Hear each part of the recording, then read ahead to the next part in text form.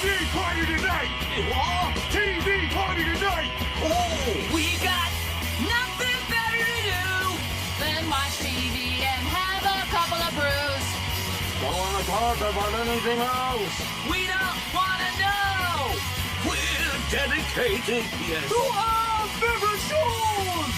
Oh, my circuits! Everybody loves Hypnotoad. Scary dog! Blurson at Blursville. Futurama! Hello and welcome to TV Party Tonight. I'm your host, the Mandated Reporter, and frankly, I'm mortified, Mr. Mark Radulich. And tonight, our favorite show is Helstrom, brought to you by the good people at Marvel Television, Lone Lemon Entertainment, ABC Signature Studios, and Hulu. This was released on Hulu October 16th, 2020. We're getting around to talking about it today. I am here with the owner of Honeysuckle Rose Creations, Alexis Hejna. How do you do, madam? This isn't our favorite show. I'm here under duress. Yeah, this one... You know, I got my wisdom teeth taken out the day that this came out, and I watched it that day. So I'm glad you're here because I feel like some of the stuff I'm going to say about the show is the result of me being, you know, in pain and coming off of anesthesia. But if you didn't like it, then at least some of what I'm saying feels, you know, like verified.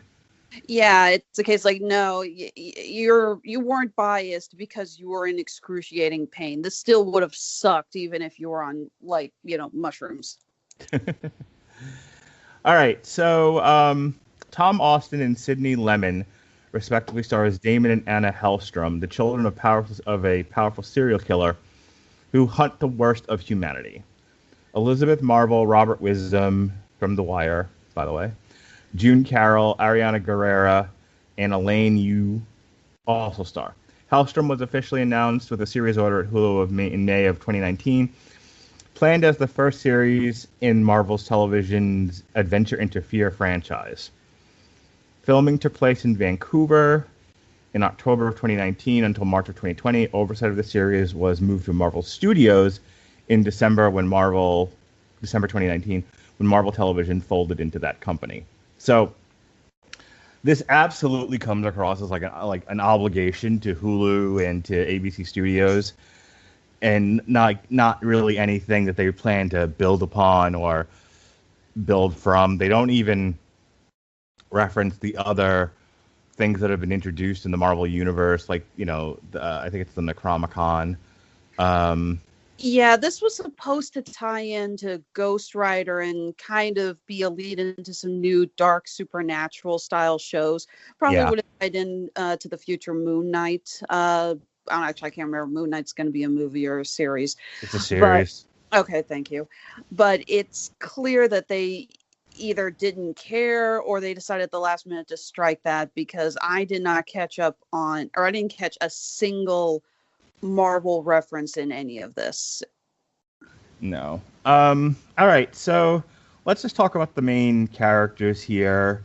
Like we do. Sometimes we go episode by episode. Sometimes we kind of go by character and reference stuff that happens in the show.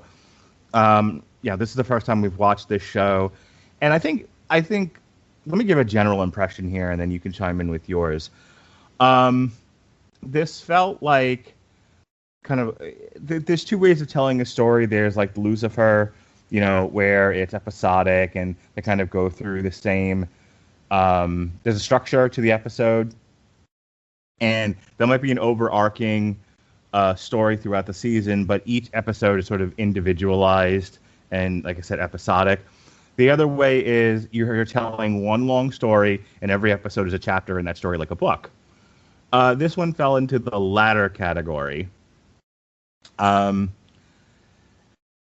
don't know if it moved slow or if I just was not real interested in the overall story, but basically what I got from the show is that Damon and Anna Hellstrom's mother was possessed by a demon and in an institution, and their father was a serial killer, and their father was trying to find his way back to the mortal world.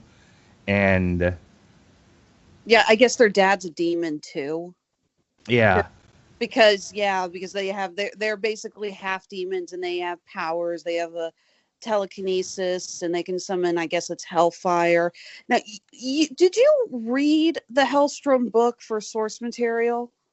Were you part of that? we read the, I think it's 2006 5-issue limited series.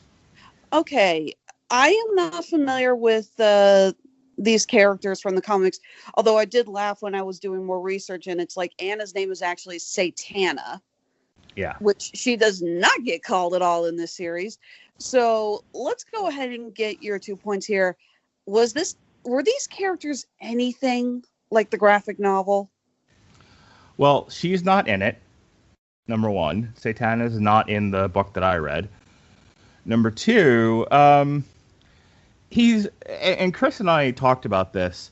Damon comes across more like Lucifer or Constantine. It was like Marvel's kind of version of that. You know, he's in an antagonistic relationship with his father, who is Satan. And he has the powers to conjure hellfire, and he wipes out demons pretty quickly. The story in and of itself dealt with something entirely different, but I saw some degree. If your question is how close is the character to the comic book character, I don't know. This iteration, I could make a case that they were somewhat similar. Okay, I mostly asked that because after watching this I would not be interested in reading the book if I found out that these characters were like this in the book. Because frankly, I think all Damon does is brood, and all Anna does is pout. So let's talk about that. Tom Austin plays Damon Helstrom. He's an ethics professor who hopes to save those close to him from demons. And in flashbacks, he's played by Nolan Hupp as a child. So you didn't like this character. When we first meet him, he recognizes that he's called to deal with possibly a possessed young man, and he figures out pretty quickly that the young man is playing games, and he calls him out on it pretty quickly. They pair him up with Ariana Guerrera, who is Gabriella Rossetti, an agent of the Vatican. And a lot of this show is them two in an antagonistic relationship. You know, he don't need a partner, and you know, she's trying to do things by the book and trying to assert herself as an agent, and he doesn't. You know, and there's a lot of back and forth between them. They have no chemistry, by the way. There's like nothing happening with them on screen. They're just kind of nagging at one another. For the record, Gabriella is actually a gender swap. Her character is male in the comics. And I don't think I've ever seen a more useless character than this.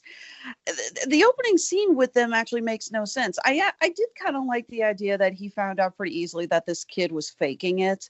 And he's just like, okay, you're going to go apologize. You're going to wash your room with bleach. Because apparently he's been like throwing fecal matter or something around. Yeah. This kid is horrible. But then Damon leaves and tells the parents flat out, your kid's not possessed. He's an asshole. Which reminds me of a few episodes of House where someone showed up to see the doctor thinking someone that was with them had a rare disease. He's like, no, they're just jerks. But Gabriella does this family needs you. Why are you leaving? And I'm like, no, they don't. He's not a psychologist. Why do you think he needs to stay? I didn't get her appeal there. And every time she's on screen for the first few episodes, all she seems to know how to do is look sad or scared and pray. We have the scene where this guy's pinned under a car and he's possessed by a demon. And she's basically saying, you know, we have to try to save his soul. And she's praying like crazy, but she's not doing anything useful. She doesn't do anything remotely useful until I think the second from the last episode, which she stabs the one dude with the syringes to escape. Yeah, and again, this may be because of the kind of shape I was in, but I feel like I lost sight of her midway through the show. And then she got pregnant, and then she was a hostage, and then she was joined up with the second set of bad guys.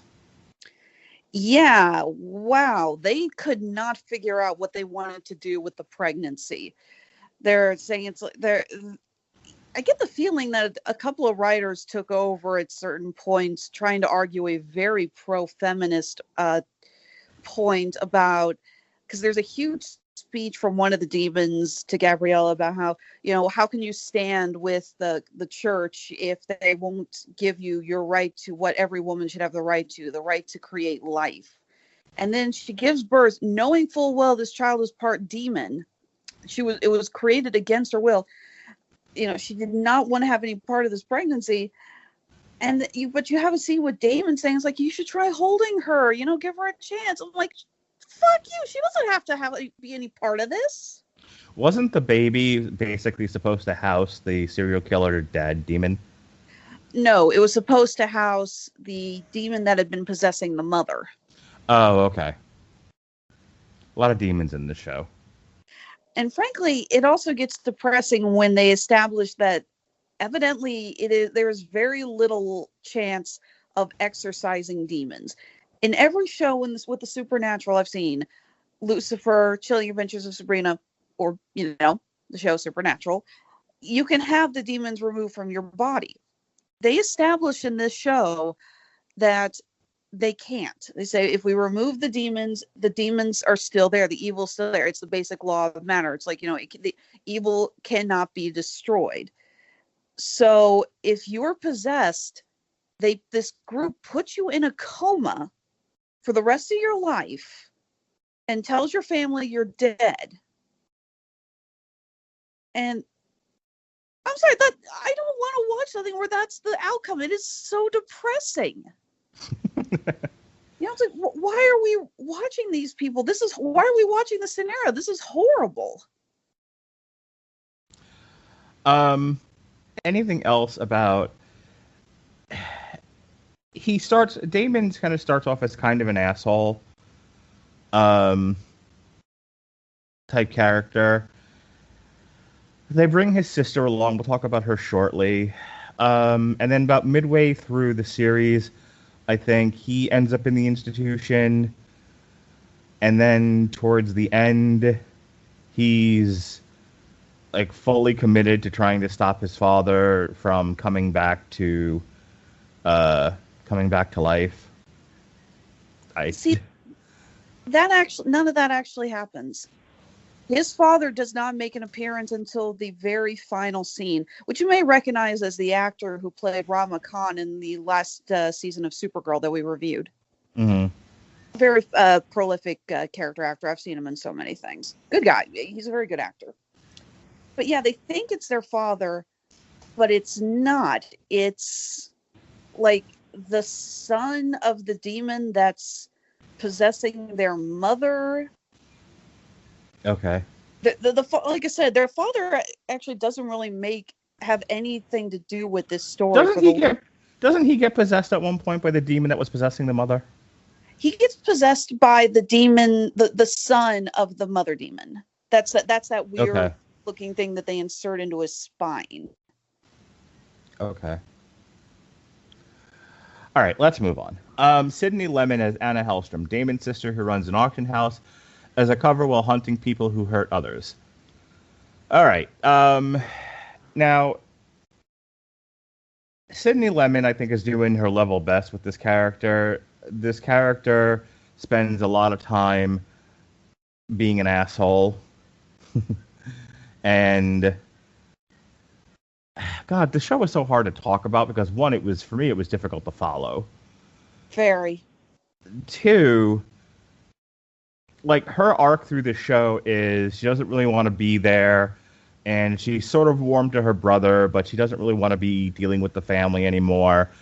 But she never goes away after that. She makes it perfectly clear that I think she tries to talk to the mother. The mother is still possessed. So that doesn't go anywhere for a while. Yeah, the backstory is that the kids were split up. Anna was taken by the serial killer father, and she blames her mother for letting that happen. And then Damon got his mother institutionalized because I guess she went a little off the deep end, and then she got possessed. I swear to God, I have no idea where the time correlation is between kids are separated, mother gets committed, mother gets possessed. I could not find the time. I couldn't figure out the timeline with this. I mean, what did you think of Sydney Lemon as an actress in the show? She pouts. She pouts. I felt like that was all she was doing, was pouting and just acting like she. Again, the character clearly doesn't want to be there, but it frankly just makes it seem like the actress doesn't want to be there either. So you can do a character who's angry with the position they've been put into, but they still have to have the charm and charisma to make you interested in their story. No one on this show has that. Nothing about this show actually has that. Nothing about the show pulls you in and makes you interested. It's very cliche, supernatural family drama that we've seen in multiple other shows. And yeah, maybe the actors are doing their best. It's kind of hard to tell. I know that most of these actors have been in several other things, and they've been good in other things. So I don't want to think that they're just bad acting. Maybe they were just given some really bad direction. But nothing about them pulls you in.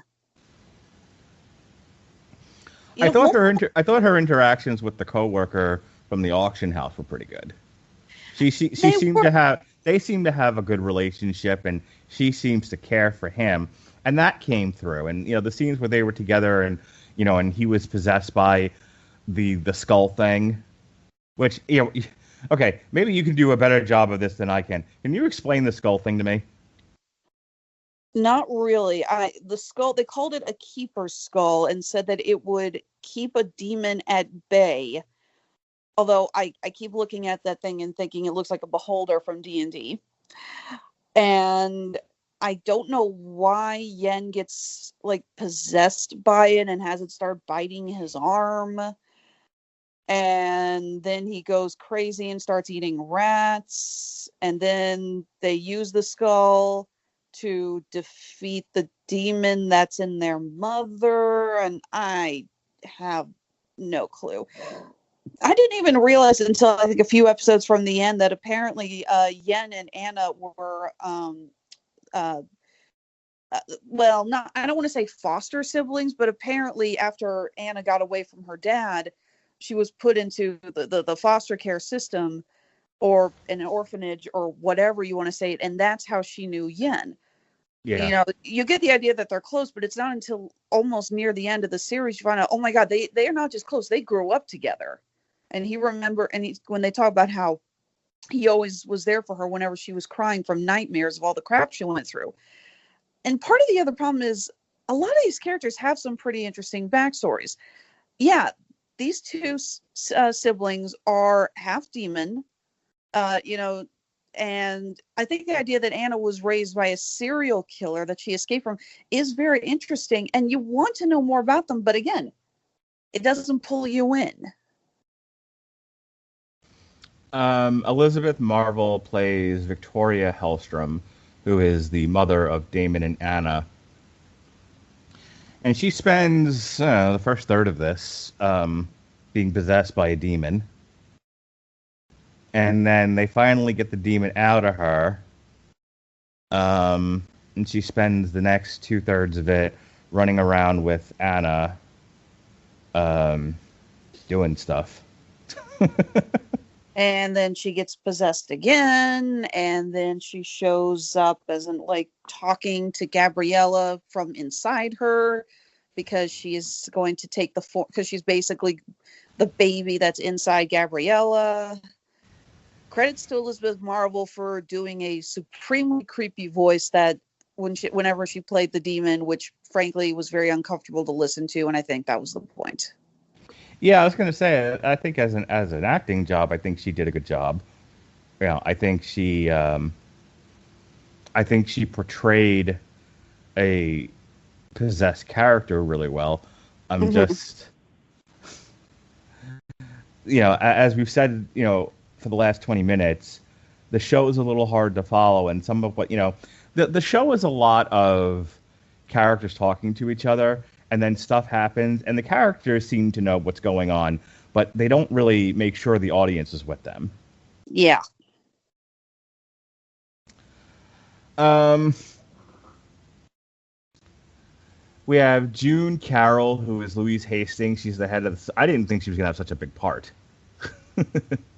She's the head of the psychiatric hospital, and she's sort of there, she's sort of an antagonist at times with Damon and Anna.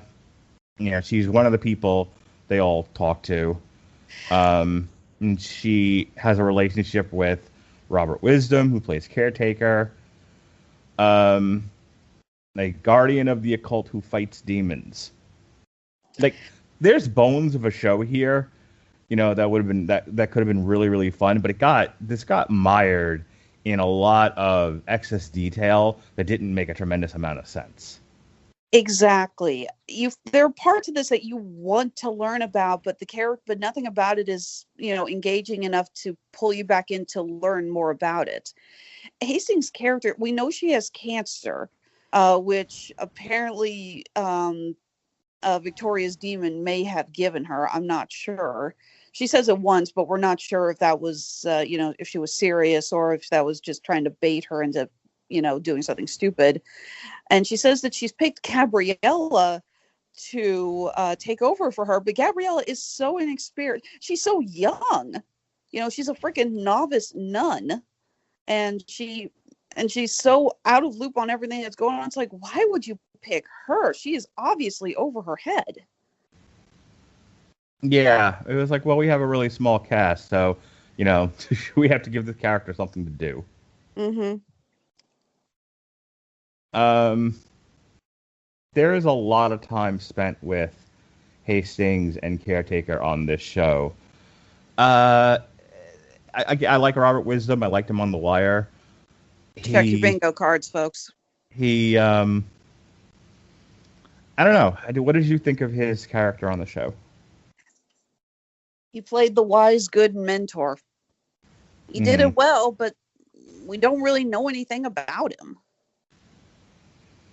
Yeah, he's sort of, for a while there, he's playing opposite Anna, and then he spends a lot of the show with Hastings, and that's about it.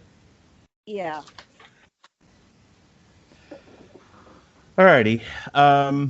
We talked a little bit already about Ariana Guerrera as Gabriella Rossetti. Was there anything else you wanted to say about her? I stand by it. I don't think I've seen a more useless character in a TV show before. All right. Was there anything about any specific episode you wanted to talk about? Not specific episodes, but there is something I really want to discuss. Okay. And that's the overall look of the show.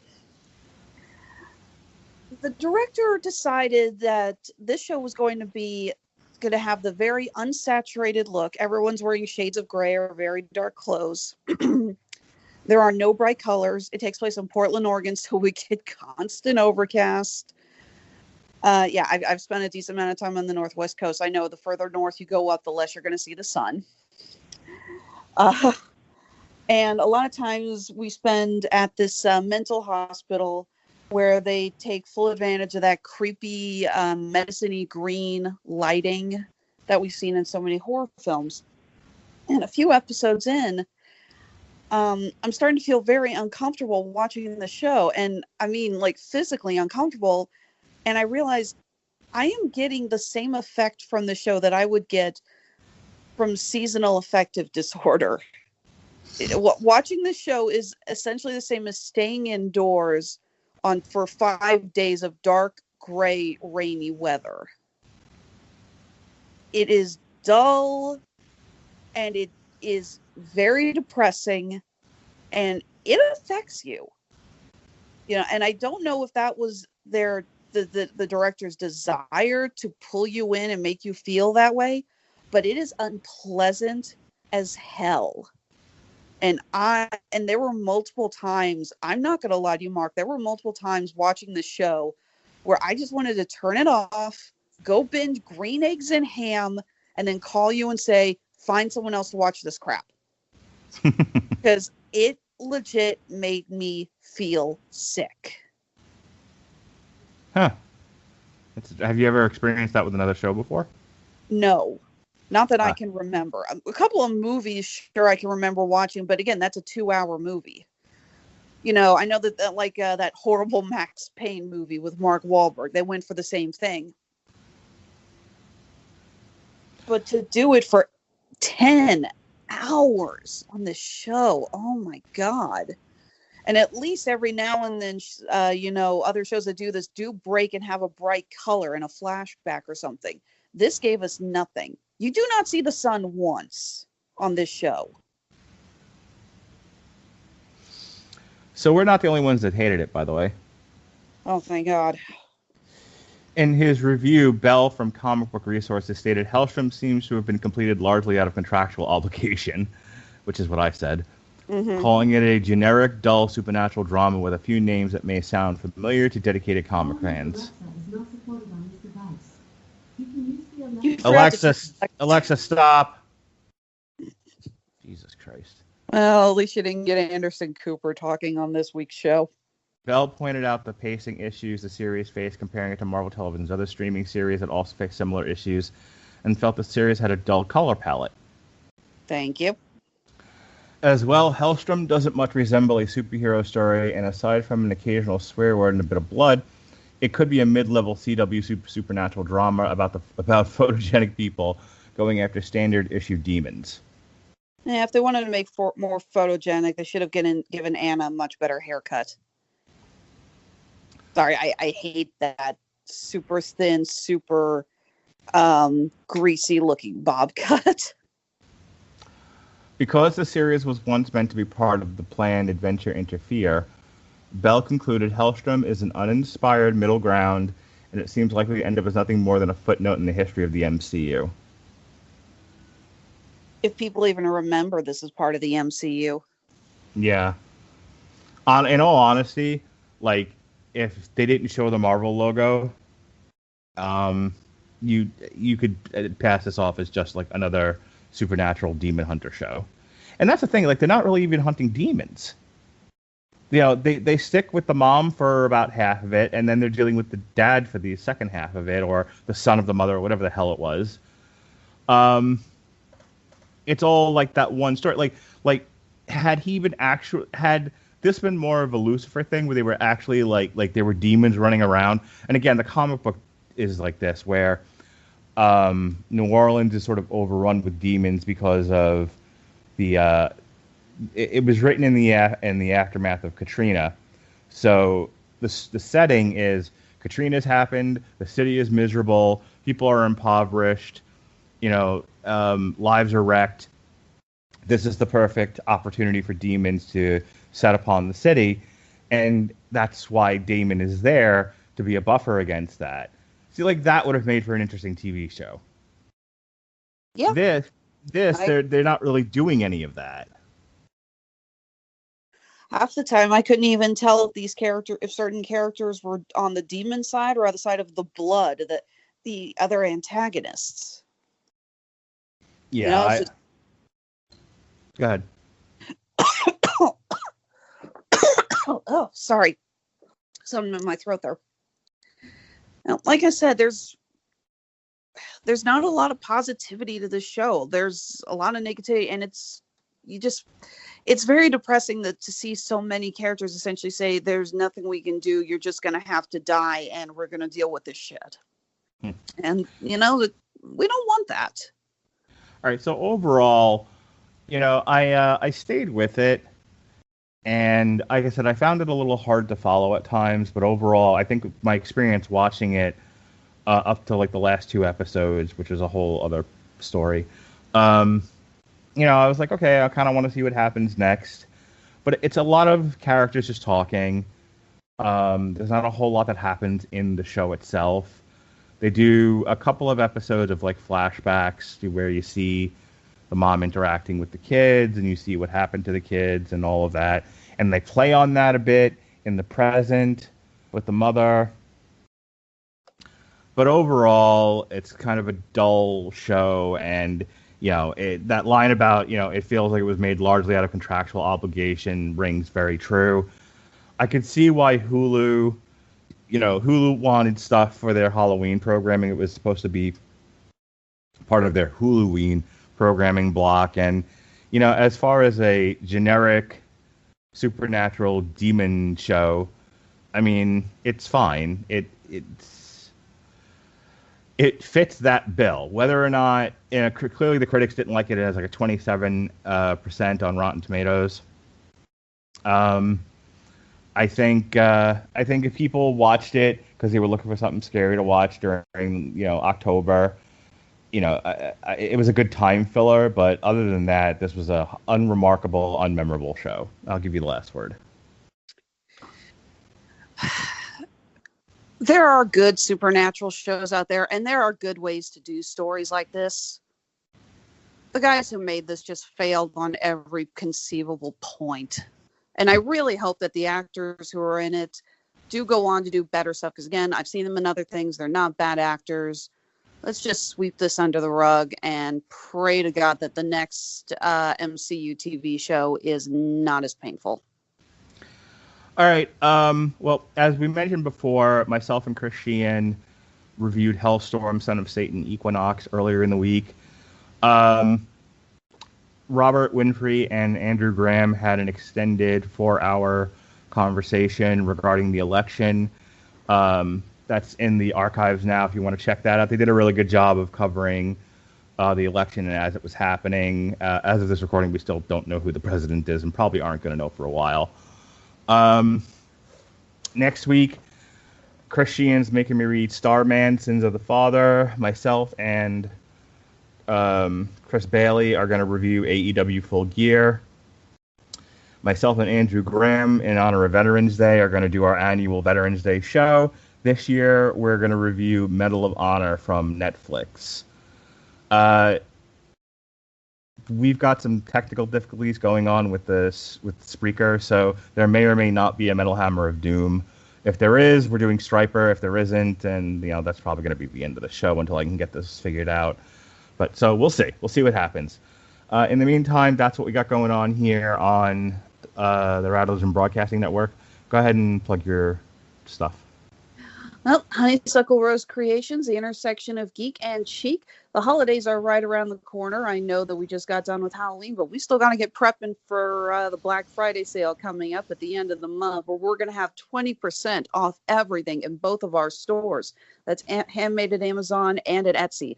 Furthermore, starting Black Friday, we are going to be doing our month-long charity drive. For every order that we get from either shop, from Etsy or Handmade at Amazon, we will be donating $5 to Children's Mercy. We do that every year. It's a big drive. I'm always looking forward to it. And again, that's going to kick off on Black Friday, and it's going to continue until Christmas Eve. Until then, we're going to be putting in some more products. I'm doing a little research right now on some new designs, trying to get things made. Oh, excuse me. I swear to God, I'm just choking on my own spit. I'm not actually sick. But yeah, we're looking forward to that charity drive. We always have so much fun when we do it. I love, being able to give back to the community like that. And as always, you can find us on Facebook, Instagram, and Under Duress Twitter. That's Honeysuckle Rose Creations, the intersection of geek and chic. All right. Thank you for joining us here on TV Party Tonight. For Alexis, Hejna, I'm Mark Radulich. Be well, be safe, and behave.